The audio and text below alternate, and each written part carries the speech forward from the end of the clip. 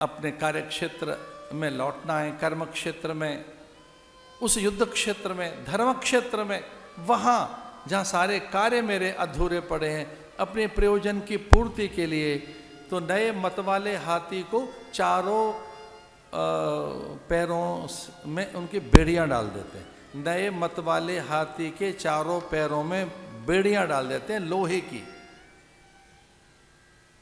वो चारों खुली हुई दिखाई दी। अब न तो कोई राजा रोकेगा, न संत महात्मा रोकेंगे, न संविधान रोकेगा और न परिवार रोकेगा। लो रोक के दिखाओ।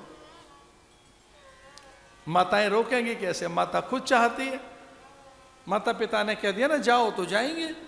संविधान की भी अब कोई शक्ति नहीं हमें रोक सके। और तीसरा, कोई राज उपदेश कौन देगा? अब कौन राजा आज्ञा करेगा? कोई नहीं। और गुरु भी कैसे रोकेंगे हमें? रोक के दिखाओ।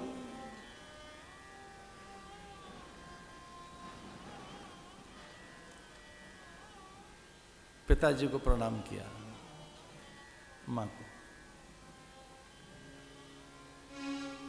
राम को सूझा कि चलो एक बार अपनी मां कौशल्या से तो मिल लें, एक बार उनको प्रणाम करके निकलें, क्योंकि उन्हें उसी समय आदेशित कर दिया गया। उसी समय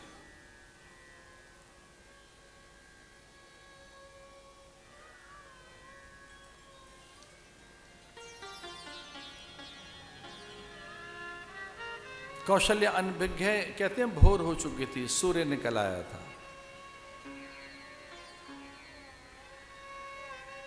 एक अवसर और हो सकता है। सुमंत्र भागे चले गए थे। एक अवसर और है कि राम को रोका जा सकता है, कैकेयी को मनाया जा सकता है। अभी किसी को पता नहीं है। एक अवसर अभी हाथ में। कैकेयी जिसकी सुनती है वो गुरु पत्नी है, अरुंधति।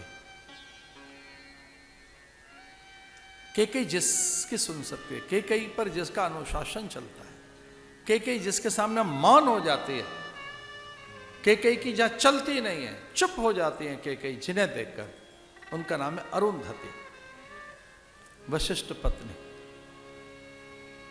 दौड़कर सुमंत्र उन्हें ले आए और अन्य मान्य ज्येष्ठाओं को, पूज्याओं को, ऋषि पत्नियों को, ब्राह्मण भार्याओं को, सुमंगलाओं को, विदुषियों को, साध्वियों को, और कैकेयी को घेर कर बैठ गई वो सब।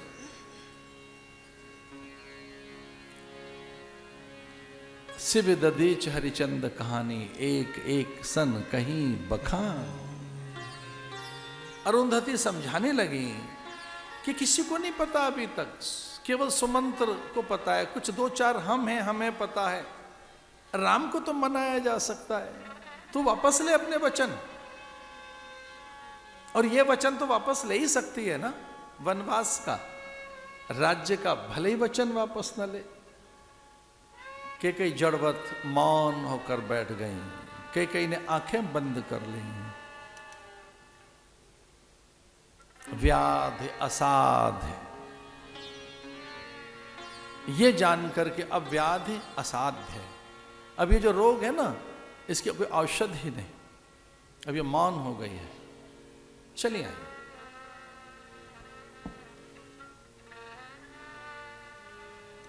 रात भर के पूजन में बैठी मां कौशल्या के पास राम पहुंचे।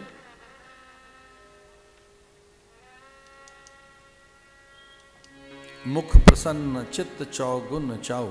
बड़े सुंदर विशेषण और आदर सूचक शब्दों के साथ राजा ने कहा, कारण तो बताओ, कारण है क्या?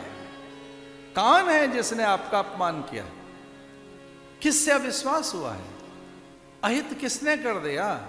कौन है जो आप के रोष का कारण बना है? कहो कहीं रंग कई करो नरेशु, कहो कई नृपत निकासो देशु। कौन है जिसे मुझे अब राज्य छीनकर उसे भिखारी बनाना है? क्योंकि ये सब मेरे हाथ में है।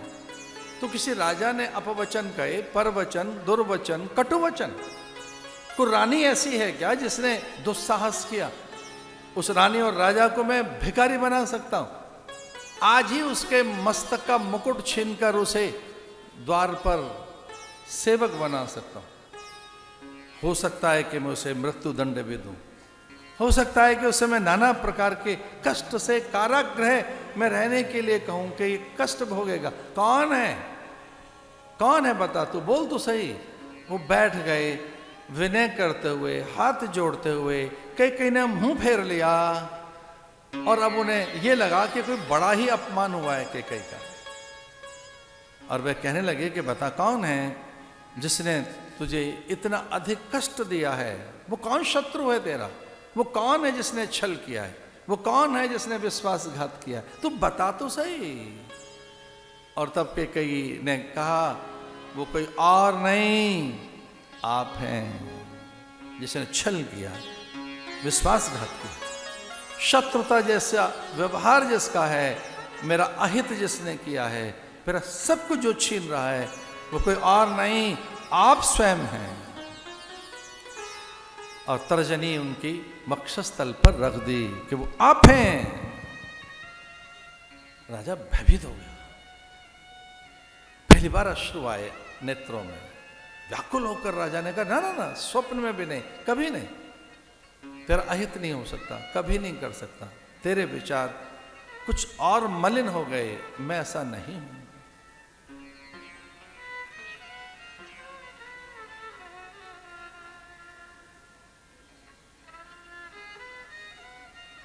सरयू का नीर हाथ में लेकर राजा ने कहा कि तुझे बताना होगा, मैं शपथ लेता हूं कि उसे मृत्यु दंड दूंगा, मैं नहीं हो सकता, कोई और है। बोली आप स्वयं हैं, आपने ही छल किया है। और अब आपसे मैं अपना भाग मांगूंगी, अब आपसे मैं अपने अधिकार मांगूंगी जो बहुत पहले आपके पास मेरी धरोहर रखी है। युद्ध काल में आपके प्राण बस जाने को थे, मैंने जल पिलाया, रथ को संभाल के रखा, शत्रुओं से आपको बचाया। इंद्र ने भी यही बात कही थी कि कई न होती तो शत्रु आपके प्राण छीन लेते हैं।